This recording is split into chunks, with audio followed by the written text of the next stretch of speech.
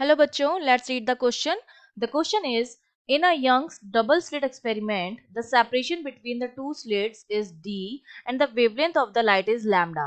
The intensity of light falling on slit 1 is 4 times the intensity of light falling on slit 2. Choose the correct choices.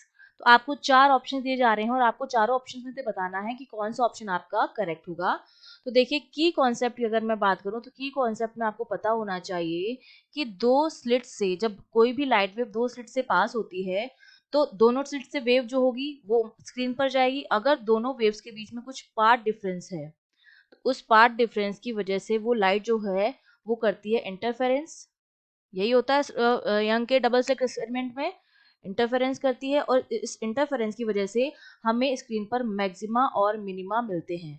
ठीक है, जो maxima मिलता है वो हमारा होता है कंस्ट्रक्टिव इंटरफेरेंस, जहां मिनिमा मिलता है वो हमारा होता है डिस्ट्रक्टिव इंटरफेरेंस।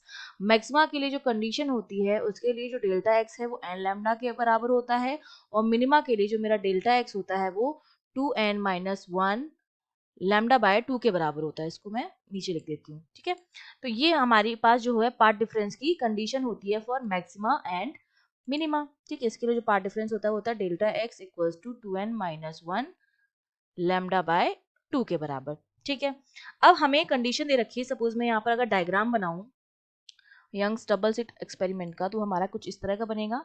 ये यहाँ पर सपोज ये मेरे पास दो स्लिट हैं, ये S1 है ये S2 है, दोनों के बीच की डिस्टेंस D है हमें गिवन है। अब लाइट ये हमारे पास स्क्रीन है और ये वाली जो डिस्टेंस होती है उसको हम कैपिटल D बोलते हैं, जो स्लिट से स्क्रीन की जो डिस्टेंस होती है। फिर यहाँ से जो लाइट सेंटर पर जाती है, ठीक है, इस तरह से जहां पर पार्ट डिफरेंस जीरो होता है, जहां पर डेल्टा एक्स जीरो होता है वहां पर हमारा बनता है सेंट्रल मैक्सिमा। ठीक है, जहां पर डेल्टा एक्स लैम्डा के बराबर, क्योंकि कितना पार्ट ट्रेवल करेंगे, लैम्डा पार्ट ट्रेवल करेंगे, तो जहां पर मेरा डेल्टा एक्स जो है दोनों के बीच की डिस्टेंस जो होगी डी है और ये वाली जो ये यहाँ से अगर मैं बनाऊं, सपोज यहाँ पर फ्रिंज, यहाँ पर कोई फ्रिंज बन रही है तो एक तो लाइट यहाँ से इस तरह से जाएगी और एक लाइट यहाँ से इस तरह से जाएगी। ठीक है, ये पॉइंट हमने मान लिया कोई पॉइंट पी है, तो ये वाला एंगल जो हो जाएगा जो इसके साथ बनाएगा यहाँ पर वो हमारा कितना हो जाएगा, थीटा हो जाएगा। ये वाला एंगल जो हो जाएगा हमारा वो कितना हो जाएगा, थीटा हो जाएगा, जो लाइट यहाँ से जा रही है। ठीक है, अब देखिए ये वाली जो डिस्टेंस है इसने कितनी डिस्टेंस ट्रेवल की, इस पाथ इसने ये वाली डिस्टेंस जो हो जाएगी यहाँ से यहाँ तक की, ओ अगर नाम दे दूं मैं इसको, तो ये वाली जो हो जाएगी डेल्टा एक्स हो जाएगी और जिसकी वैल्यू हमारे पास डी साइन थीटा के बराबर आएगी, क्योंकि ये डिस्टेंस जो है वो डी है और ये हमारा राइट एंगल ट्रायंगल बना, तो ये वाली जो डिस्टेंस आएगी हमारे पास वो कितनी आएगी, डी साइन थीटा के बराबर आएगी। ठीक है, तो अब देखिए मैं कह सकती हूँ कि जो मेरा पार्ट डिफरेंस है, अगर मैं पार्ट डिफरेंस निकालूं S1 से और S2 से जो लाइट P को पहुंच रही है उसके लिए पार्ट डिफरेंस निकालूं तो मेरा डेल्टा एक्स इक्वल टू क्या आएगा, डी साइन थीटा के बराबर आएगा। अब अगर मैं मैक्सिमा की बात करूं, क्योंकि ऑप्शन ए में हमसे बात की जा रही है मैक्सिमम की, तो मैक्सिमम के लिए यही पार्ट डिफरेंस मेरा किसके बराबर होना चाहिए, एन लैम्डा के बराबर होना चाहिए। अब अगर मेरा डी जो है वो लैम्डा के बराबर है जैसा कि हमसे इसमें कहा जा रहा है, तो उसके लिए मेरा जो साइन थीटा है वो एन के बराबर होना चाहिए, है ना। और जहां पर साइन थीटा जो है मेरा उसकी वैल्यू जो है वो 1 या -1 जो है वो नहीं हो सकती है, तो इसका मतलब एन जो होगा मेरा जीरो होगा जब मेरा थीटा जो होगा जीरो होगा। इसका मतलब केवल एक ब्राइट फ्रिंज बनेगी हमारे पास और जो हमारी क्या होगी, सेंट्रल मैक्सिमा होगी। इस कंडीशन में केवल एक ही फ्रिंज बनेगी हमारे पास जो हमारी क्या होगी, सेंट्रल मैक्सिमा होगी। तो हमारा ए ऑप्शन हमारा करेक्ट हो गया।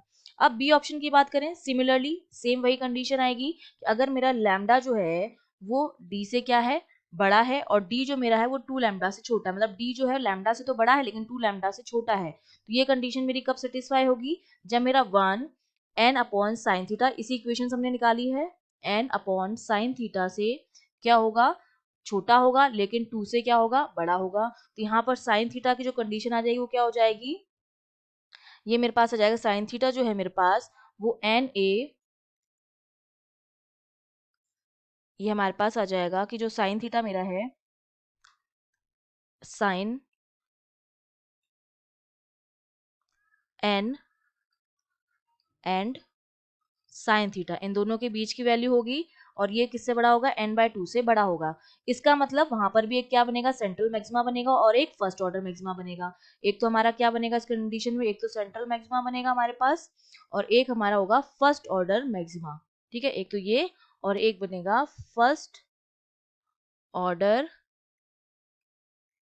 मैक्सिमा। तो इसका मतलब हमारा जो सेकंड ऑप्शन है, बी ऑप्शन, जिसमें क्या रखा है, अगर ये वाली कंडीशन हो तो at least one more maxima beside the central maxima will be observe on the screen. तो ये ऑप्शन बिल्कुल ठीक हो जाएगा। ठीक है, अब सी ऑप्शन की बात की जा रही है। सी ऑप्शन में हमसे क्या कहा जा रहा है, if the intensity of light falling on slit 1 is reduce so that it becomes equal to the that of slit 2, the intensities of the observe dark and bright fringe will increase. हम जानते हैं कि जो resultant intensity होती है dark fringes के लिए, अगर हम बात कर रहे हैं डार्क फ्रिंजेस के लिए, ठीक है, डार्क फ्रिंजेस के लिए, तो इंटेंसिटी जो होती है वो हमारी क्या आती है, रिजल्टेंट इंटेंसिटी I1 का स्क्वायर, जो हमारी स्लिट 1 पे इंटेंसिटी है, ठीक है, इसका रूट माइनस रूट ऑफ, इसको मैं इस तरह से लिख सकती हूँ, रूट ऑफ I1, इनकी डार्क डार्क फ्रिंजेस पे जो इंटेंसिटी हमारी मिलती है, रिजल्टेंट इंटेंसिटी, उसको मैं लिख सकती हूँ I equals to root of I1 minus root of I2 और उसका क्या हो जाएगा, स्क्वायर हो जाएगा। अब इसमें क्या रखा है, इनिशियली क्या था, जो मेरी स्लिट 2 पर जो इंटेंसिटी थी वो हमने मान ली I0 है और जो I1 थी दूसरी वाली स्लिट पर वो 4I0 के बराबर थी। I0 मेरी मैक्सिमम इंटेंसिटी है जो सेंट्रल मैक्सिमा पर मिलती है यहाँ पर, ठीक है, जब पार्ट डिफरेंस मेरा 0 होता है। तो स्लिट 1 पर हमारी इंटेंसिटी जो थी वो 4 टाइम्स ऑफ मैक्सिमा थी और स्लिट 2 पर जो थी सेंट्रल मैक्सिमा के बराबर थी। ये इनिशियल कंडीशन है, ठीक है। अब उन्होंने क्या कर दिया है कि दोनों बराबर हो गई हैं। अगर I1 मेरा I2 के बराबर हो जाएगा तो रिजल्टेंट मेरा क्या आ जाएगा, 0 आ जाएगा।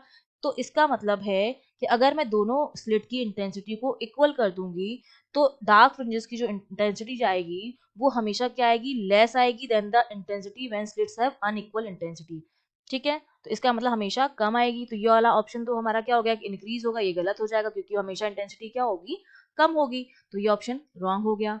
सेकंड वाले में भी इंक्रीज की ही बात की जा रही है कि अगर मैं इंटेंसिटी को इंक्रीज कर दूं ताकि वो स्लिट 1 की अगर दोनों की ही इंटेंसिटी एक दूसरे के बराबर हो जाएगी, दोनों ही केसेस में हमारी जो इंटेंसिटी होगी डार्क फ्रिंजेस की वो हमेशा कम आएगी जब अनइक्वल इंटेंसिटी थी स्लिट की उसके कंपेयर में। तो डी ऑप्शन भी हमारा क्या हो जाएगा, रॉन्ग हो जाएगा। So we have two correct option, that is A and B. I hope you understood well. All the best.